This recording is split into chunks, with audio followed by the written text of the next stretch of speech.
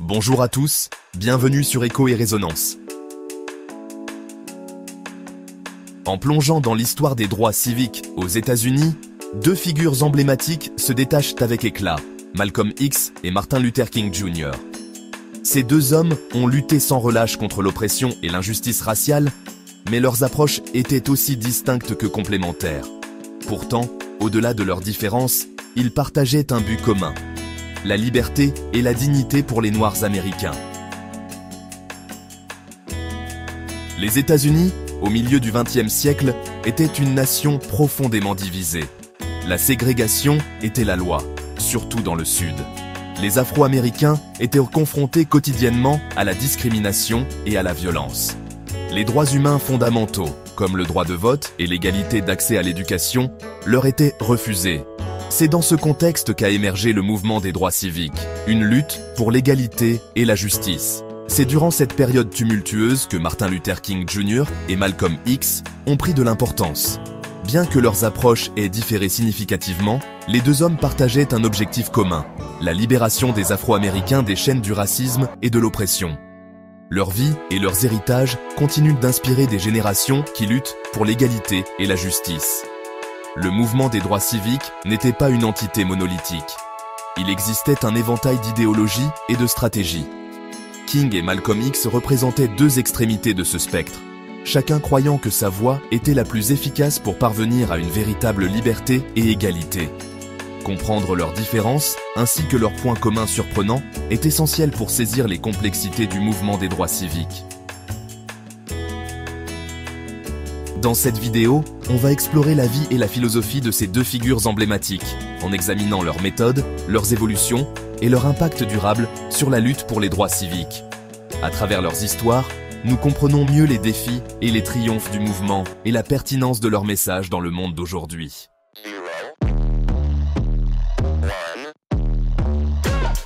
Let's get started.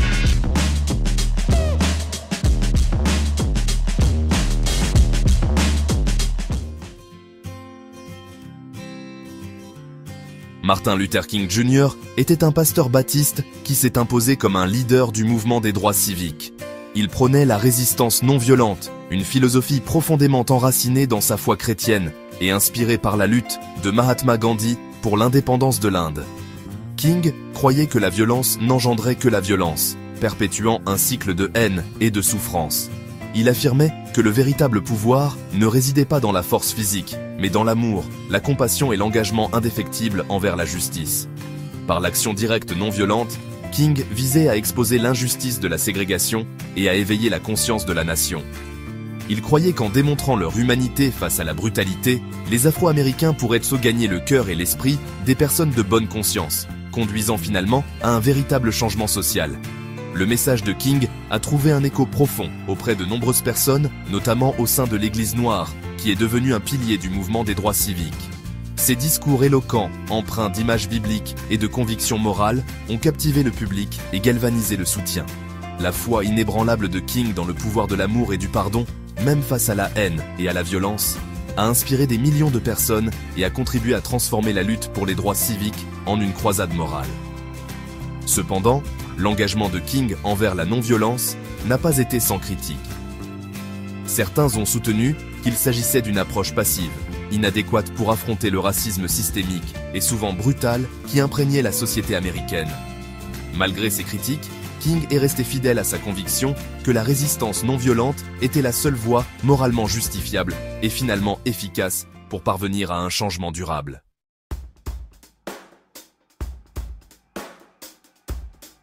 La philosophie de la résistance non violente de King s'est exprimée dans de nombreuses manifestations et protestations au cours des années 1950 et 1960.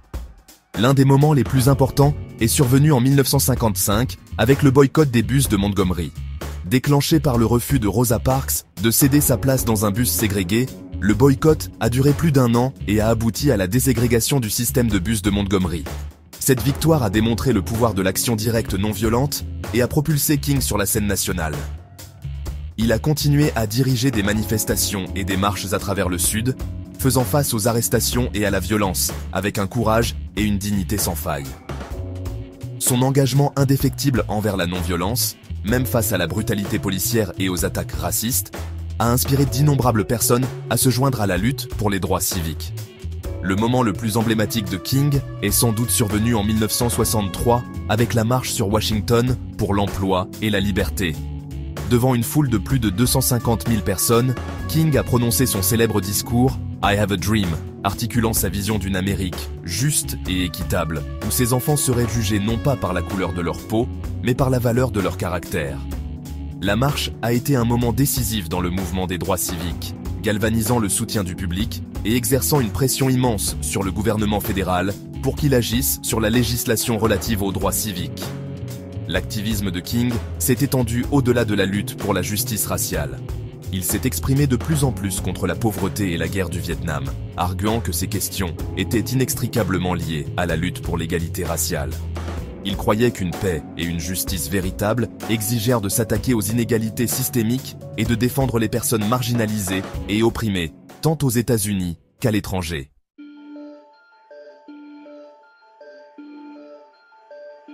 Critiques et défis. Le prix de la patience.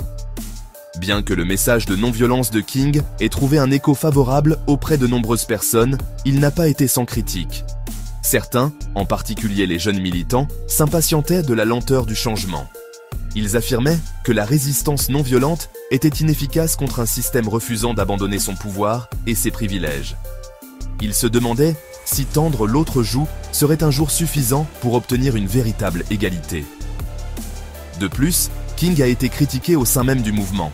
Certains dirigeants ont remis en question ses décisions stratégiques, tandis que d'autres estimaient que l'accent mis sur la non-violence ne répondait pas adéquatement à la menace bien réelle de violence à laquelle étaient confrontées les communautés noires. La montée du mouvement Black Power, qui mettait l'accent sur l'autodéfense et l'autodétermination des Noirs, a constitué un défi direct à la philosophie et au leadership de King. Malgré les critiques et les défis, King est resté convaincu qu'un changement durable ne pouvait se produire que par des moyens pacifiques. Il a soutenu que la violence n'engendrerait que plus de violence, aggravant le conflit et divisant davantage la nation. Il a maintenu que le véritable pouvoir ne résidait pas dans la force physique, mais dans l'autorité morale d'un mouvement engagé pour la justice et l'égalité. King reconnaissait que le chemin vers la liberté serait long et ardu, exigeant de la patience, de la persévérance et une foi inébranlable dans le pouvoir de l'amour pour vaincre la haine. Il comprenait que le démantèlement de siècles de racisme et d'oppression nécessiterait une transformation fondamentale des cœurs et des esprits, un processus qui ne pouvait être réalisé par la violence et la vengeance.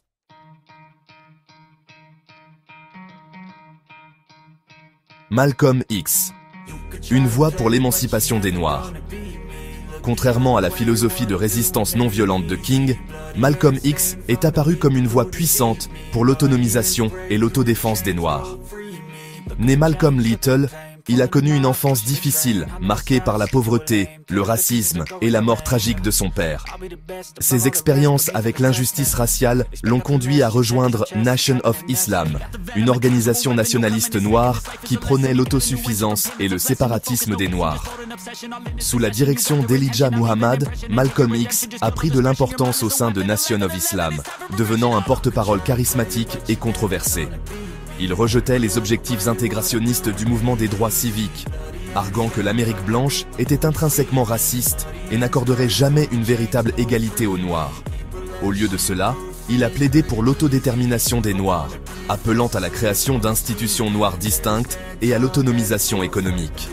La rhétorique enflammée et la position intransigeante de Malcolm X sur la justice raciale ont trouvé un écho profond auprès de nombreux Afro-Américains frustrés par la lenteur du changement et la violence continue à laquelle ils étaient confrontés.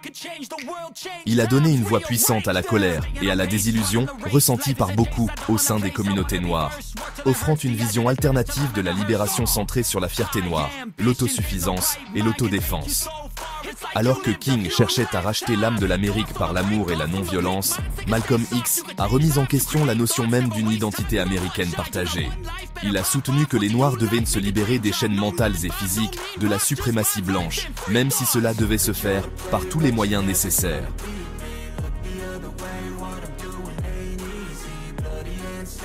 Malcolm X et Martin Luther King ont marqué l'histoire par leur courage, leur vision et leur détermination. Si leurs méthodes différaient, ils partageaient un même rêve, celui d'une société où la couleur de peau ne déterminerait plus la valeur d'un individu. Leur héritage continue d'inspirer des générations, rappelant que la lutte pour la justice prend de multiples formes, mais qu'elle est toujours nécessaire. Alors, que nous apprennent-ils aujourd'hui ? Peut-être que le véritable changement naît souvent de la rencontre entre la patience et l'urgence, entre la non-violence et la colère légitime, entre l'espoir et l'action immédiate.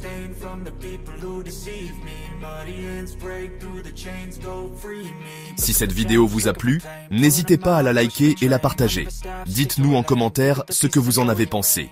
Et je vous dis à bientôt pour une nouvelle vidéo.